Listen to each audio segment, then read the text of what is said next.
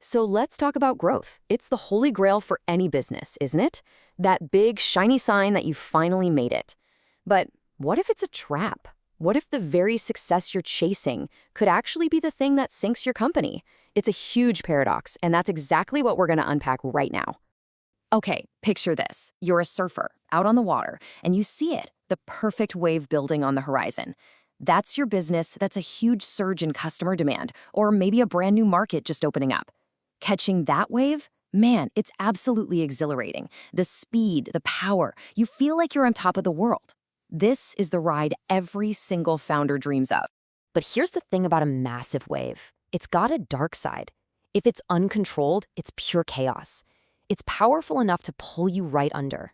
So the secret, right, isn't to avoid the wave altogether. It's about learning how to ride it. So the real question is, how do you harness all that power without letting it completely consume you? Well, let's dive in and find out. All right, so first things first, what is it about growth that's just so irresistible? I mean, why does every single business, whether it's a tiny startup or a global giant, chase after it so relentlessly? Well, the answers are actually baked into some really core principles of how businesses work. It all starts with this idea called economies of scale. And the concept is actually pretty simple. The more you make of something, the cheaper it gets to produce each individual one. Think about it. You can buy your materials in bulk, you can optimize your production lines, and you can spread all those fixed costs, like your rent and salaries, over a much larger number of products. Bottom line, getting bigger can make you way more efficient and, of course, way more profitable. And then there's its cousin, economies of scope. Now, this one's a little different. It's not about making more of the same thing. It's about doing more different things, but doing them efficiently. So let's say a company has this amazing distribution network already built. Well, they can use that exact same network to launch a whole new product line. That saves them a ton of money because they don't have to build a new one from scratch. It's all about using what you've already got, your existing strengths, to expand your reach. But, the pull of growth is about way more than just efficiency. Honestly, it's about power. When you become a market leader, you suddenly have real influence over your entire industry. It makes your business tougher, more resilient to shocks. It lets you take better care of your most important customers. And this is a big one. It's how you attract and keep the best people. You're offering them this compelling vision of the future, plus a chance for their own careers to grow. That's a huge deal. Okay, so we've established that there are some really powerful reasons to grow. So how do you manage that whole process without just crashing and burning? The key, it turns out, is to understand that companies are a lot like people. They go through a pretty predictable life cycle. And, just like with us, the challenges you're going to face will change dramatically depending on what stage you're in. And this right here, this is our map for the rest of our journey today. It's the organizational life cycle. What it does is plot a company's sales over time, and you can see it moves through 5 distinct stages: introduction, early growth, continuous growth, maturity, and finally decline. Figuring out exactly where you are on this curve, that's the absolute first step to getting ready for whatever's coming next. All right, let's start at the very beginning. Stage 1, the introduction. This is the birth of the company, that raw, creative, and often pretty chaotic startup phase. So this introduction stage, it's all about what you might call controlled chaos. There aren't any rigid rules yet. The team is small, it's nimble, it's agile. Really, your one and only mission is just to survive. You have to prove that your idea actually works and that people will pay for it. It's a time of super intense learning, and the smartest founders you'll find are the ones who are constantly writing down what works and maybe even more importantly, what doesn't. And then, if you're lucky, you hit stage 2, early growth. The product's working, sales are starting to pick up. You can feel that incredible pull of momentum. But, and this is a big but, this is also where the first real growing pains start to kick in. And believe it or not, the single biggest challenge in this stage is often internal. It's what you could call the founder's identity crisis.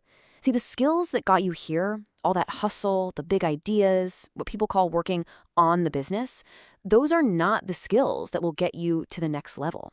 You have to pivot. You have to learn to be a manager, someone who builds systems and starts working in the business. And for a lot of founders, that is a really painful, really difficult shift to make. And if you fail to make that shift, Well, you're going to slam right into something called the managerial capacity problem. This is that classic bottleneck where opportunities are just coming in way faster than your company can possibly handle. You don't have the systems, you don't have the processes, you don't have the management structure to keep up. And this is when things start to go wrong. Customer service falters, deadlines get missed, and the quality of your product, it really starts to suffer. Which brings us to stage 3, continuous growth. Welcome to the big leagues. This is the phase of truly rapid scaling. The stakes are way higher, the decisions are much tougher, and that risk of the wave crashing down on you is at its absolute peak. This is the moment where growth can become totally unsustainable. So how can you tell the difference between just, normal growing pains and a real sign of impending disaster? You have to watch for the red flags. For example, if you find yourself borrowing money just to cover routine everyday expenses, that is a major warning sign. Or what about this? Is the quality of your product dropping because you're just rushing to meet demand? That's another one. And look at your people. If your team is constantly burnt out and customer complaints are starting to pile up, you have got to take these signals seriously. These are not just hiccups, okay? They are flashing red lights that your growth is becoming unsustainable. And so many of these pains, when you really get down to it, they come down to one thing: people. Scaling a team is without a doubt one of the hardest parts of scaling a business. See, as you scale, you run into this problem called adverse selection. Here's how it works. When you're hiring just one person, you can be incredibly picky, right? But what happens when you suddenly need to hire 50 people in a single quarter? Well, it just becomes statistically much, much harder to make sure every single one is a true A player. The risk of making a bad hire goes up dramatically. And the wrong people, they can damage your company's culture and performance faster than you can imagine. And then on top of that, you have to deal with moral hazard. Think about it. Your 100th employee just isn't going to have the same skin in the game as your co-founders did. It's not their fault. Their incentives are just different. And you can't expect them to have that same all-consuming 24/7 drive to see the company succeed. This right here is why building a strong, intentional culture isn't just a nice to have at this stage. It is an absolute necessity for survival. Okay, so if you manage to survive all that turbulence of growth, you eventually get to the final stages of the life cycle. First up is the maturity stage. This is where that explosive growth starts to level off. The game changes. It's no longer about getting new customers at any cost. Now it's about defending your market share and maximizing your efficiency. The real danger here? Complacency. The challenge is to fight off bureaucracy and find new ways to grow before you become irrelevant. And then there's the decline stage. And look, this can feel inevitable, but it's really not. It's not a death sentence. With bold leadership and a true commitment to innovation, a company can totally reinvent itself and kick off a brand new cycle of growth. So, now that we've seen the entire journey, from birth to maturity, what are the key takeaways here? How do we go from just surviving growth to actually thriving because of it? Well, it really boils down to 3 key principles for sustainable growth. Number 1, appreciate the nature of growth. Really understand that it's a powerful force and it can be destructive if you don't manage it properly. Number 2, commit to your core strategy. When you're growing fast, it is so easy to get distracted by shiny new opportunities. You've got to stay disciplined and focus on what you do best. And finally, number 3, plan for growth. Don't just let it happen to you. Don't just react.